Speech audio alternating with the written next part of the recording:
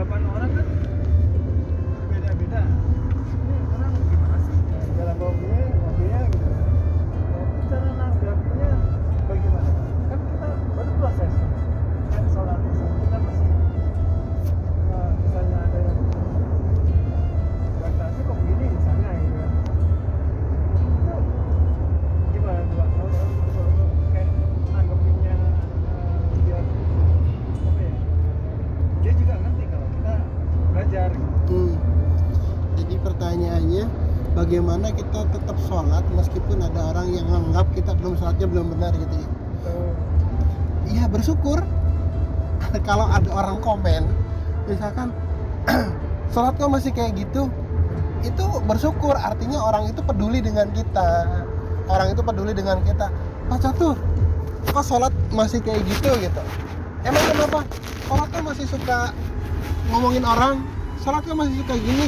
Nah, itu koreksi bagi kita. Oh iya, ternyata kita sholat tapi masih gini gitu. Bersyukur, artinya orang itu peduli. Kalau yang bahaya itu orang lain nggak peduli dengan kita. Terserah lu mau ngapain kek urusan lu gitu. Katanya lu sholat mau ngadu ayam ya terserah, katanya lu sholat mau malingnya terserah, katanya lu sholat mau maboknya terserah. Itu malah kita nggak punya korektor. Kita justru berterima kasih ketika Allah mempertemukan kita dengan orang yang bawel, istilahnya. Bawel itu ilmu.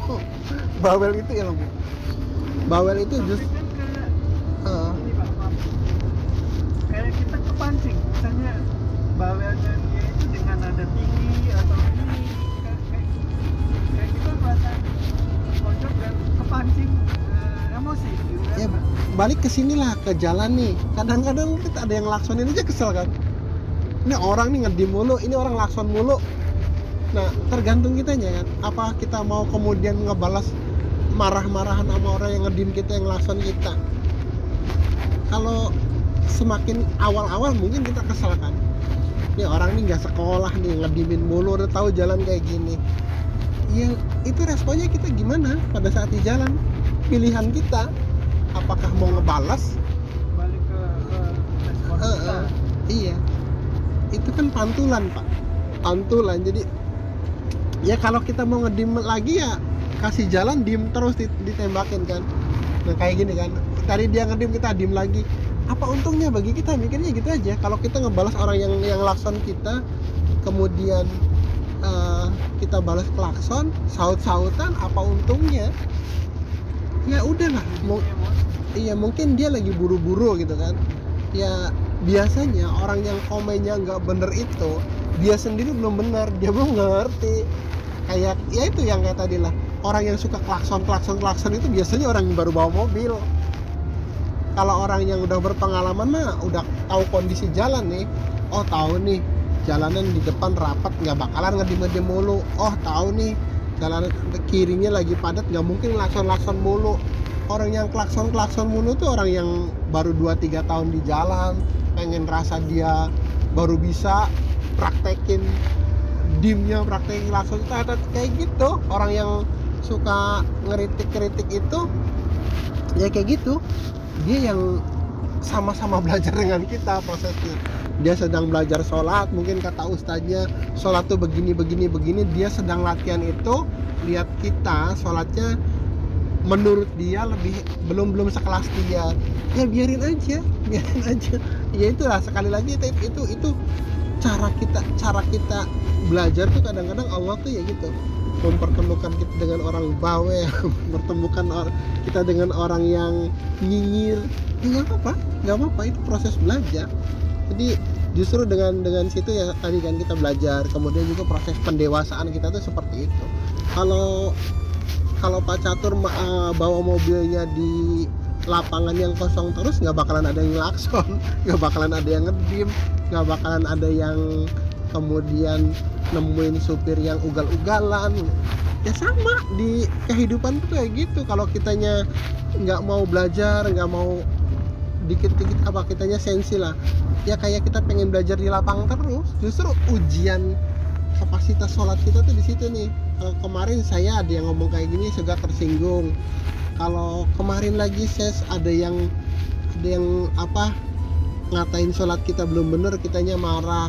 Artinya kita perlu meningkatkan lagi nih, meningkatkan, oh ternyata sholat saya kemarin itu belum benar, apa yang harus saya perbaiki, apa yang kurang dari saya.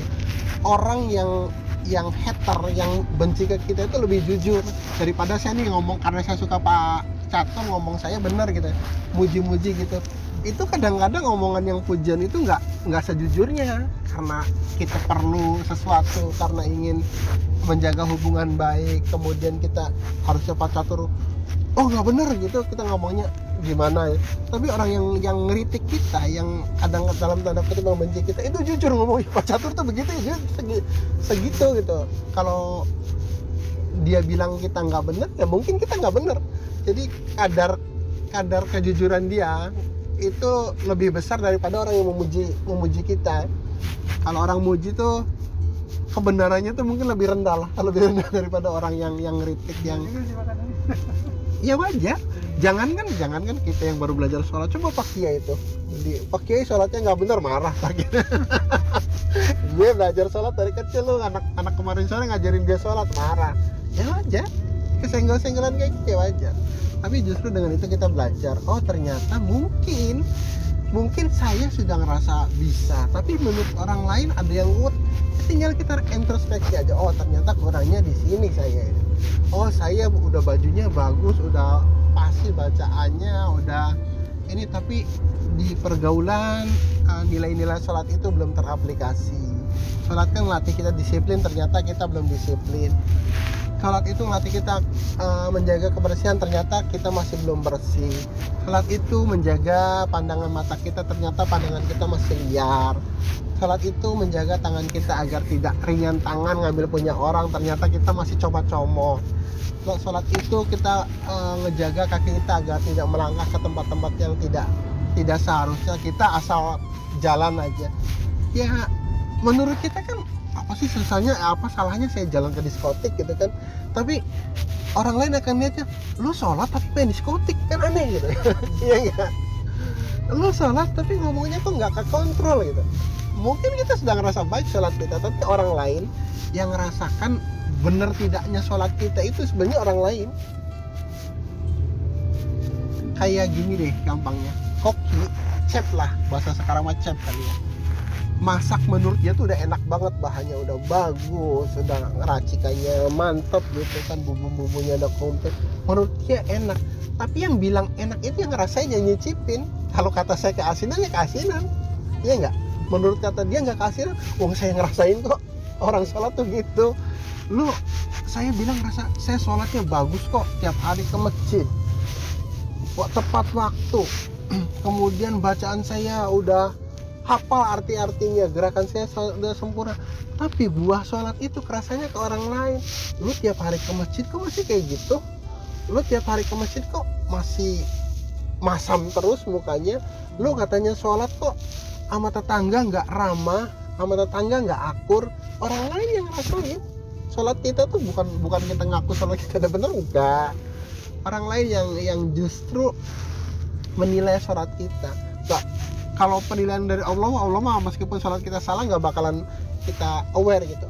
Ya kadang-kadang Allah tuh pakai orang lain untuk menilai sholat kita. Misalkan gini, Pak Catur lagi sholat, udah sholat, secara tidak langsung tuh kalau dibahasakan ya, Cas tuh kasih tahu Pak Catur sholatnya begitu, kata Allah lah kayak gitu. Kalau dibahasakan gitu ya, Allah mah nggak bahasa seperti itu kan. Tapi orang lain itu adalah wasilah Allah untuk memperbaiki kita. Mungkin kadang-kadang anak Pak Catur yang ngomong, wah kok sholatnya gitu. Ada yang kayak gitu. Kadang-kadang lewat anaknya, kadang-kadang lewat siapa lah. Ada ujuk-ujuk gitu ya Pak ya? Iya. Jadi kalau kita ngelihatnya pakai amarah, pakai nafsu, ya artinya ya kita harus sholatnya harus lebih benar lagi. Tapi saya yakin orang yang ngeritik itu lebih jujur daripada orang yang muji. Dan sekali lagi itu sarana Allah untuk memperbaiki kita, karena kan kita nggak bisa membaca isyarat Allah cara goib lah dalam tanda kutip kan gini. Tapi agar kita ngerti itu Allah tuh pakai orang lain, pakai istri, pakai anak, pakai teman, pakai tetangga, pakai orang-orang di lingkungan kita untuk memperbaiki kita. Ya tinggal kitanya mau diperbaiki enggak gitu. Kitanya mau diperbaiki enggak. Kalau kitanya, wah lu tahu apa sih ngomong kayak gitu, emang lo kan kok yang sholat. Nah itu artinya kitanya nggak mau diperbaiki, kitanya nggak perbaiki. Tapi kalau kok gitu sih orang sholat, oh iya iya, kenapa dia ngomong kayak gitu? Nggak mungkin orang itu ngomong itu kalau nggak ada ihwalnya gitu, nggak ada asal usulnya. Tiba-tiba orang marah-marah, apa sih bahasa Jawanya tuh, ngomongin kita kemudian tanpa ada sebab tuh nggak mungkin, kecuali orang gila kali ya. Kalau ada orang yang tiba-tiba ngerasain kita nggak jelas, anggap aja orang gila itu. Tapi kalau orang bener, orang yang istilahnya di lingkungan kita lah, teman-teman kita, ketika ngomong itu adalah ya pasti dia tuh ada asbabnya, karena lihat kitanya seperti itu, lihat kita nggak, kan mata telinga kita tuh jujur gitu. Nggak mungkin Pak Catur, orang lain akan bilang Pak Catur lebih tinggi dari Cas tadi, itu nggak mungkin, karena dia punya mata, punya ini kan, pasti bilangnya saya lebih tinggi. Ada alasan, nggak mungkin dia ngomong tanpa alasan, ngarang-ngarang. Apa untungnya juga bagi dia ya. Tapi apapun itu, mau dia ngarang, mau dia hanya sekedar ngejelekin kita, mau dia nyinyir doang, ya itu sekali lagi kita maknai sebagai sarana Allah untuk memperbaiki kita gitu. Ya udah, itu aja, selesai. Kayak orang lakson nih, mungkin kitanya ngantuk, kita emang nggak ngerasa ngantuk. Sok kalau kita di klakson emang kita pernah ngerasa ngantuk? Enggak, tiba-tiba oh iya, ternyata saya ngantuk nih. Ternyata saya ke pinggir. Saya kan sering kalau naik bawa mobil tuh nggak pernah lurus kan, agak geser ke kanan gitu kan. Nah pada saat ke kirinya kadang-kadang kan lupa, saya emang nggak ngerasa salah. Yang belakang tahu. Ya kayak gitu, orang tuh secara fitrah pengen dianggap benar. Nah cara Allah untuk memperbaiki agar kita nggak selalu merasa benar, ya ada yang ngingetin caranya gitu. Kirimin orang-orang yang bawel, kirimin orang-orang yang suka nyinyir, kirimin ya itulah. Kalau udah sampai ke situ indah gitu, indah. Tapi ya sekali lagi pasti akan ada, cuma tinggal kita bagaimana ngebacanya aja. Yang jelas proses belajar itu ya banyaklah caranya, nggak harus dengan cara yang bahasa yang manis. Kadang-kadang ya caranya gitu. Ketemu orang bawel, ketemu orang nyinyir, ketemu orang julid, segala macam Pak. Jangankan kita lah, Nabi aja masih diomongin, apa sih susahnya?